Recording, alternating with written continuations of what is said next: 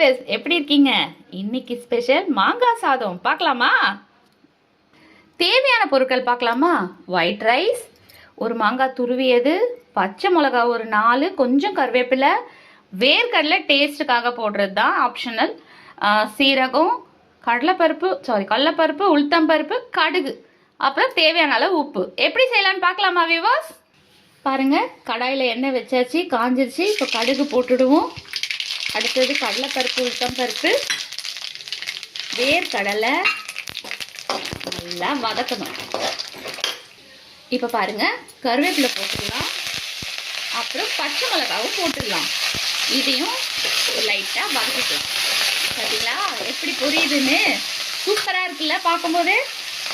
ஒரே ஒரு விஷயம் மறந்துட்டேன், நம்ம தேவைக்கு கொஞ்சோண்டு மஞ்சள் தூள் போட்டுக்கலாம். ஏன்னா அது நல்லா இருக்கும் கலர்ஃபுல்லாக பார்க்க, அதனால தான். சரிங்களா? இப்போ மாங்காவை போட வேண்டியது தான்.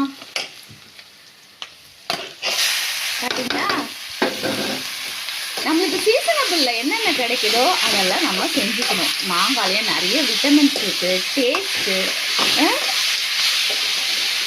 இப்போ பாருங்கள், இந்த மாதிரி அடி குடிக்கும்.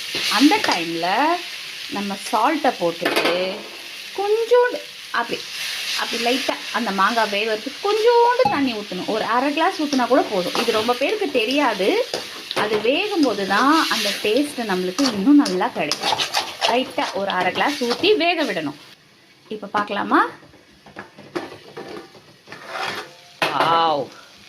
ஏன் தெரியுமா கொஞ்சம் தண்ணி விட்டு வேக வைக்க சொன்னேன்? அப்போ தான் வந்து நம்மளுக்கு அந்த ஒரு இனிப்பு சுவை இறங்கும். இல்லைன்னா கொஞ்சம் மாதிரி புளிப்பாக இருக்கும்.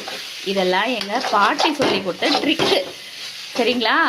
இதே மாதிரி நீங்களும் செஞ்சு பாருங்கள். இப்போ இதை ஸ்டவ் ஆஃப் பண்ணிவிட்டு நம்ம கொஞ்சம் ஆறுனதும் இதில் சாப்பாடு போட்டு கிளற வேண்டியது தான். இப்போ பாருங்கள், சாப்பாடை போட்டு கிளற வேண்டியது தான். பார்த்தீங்களா?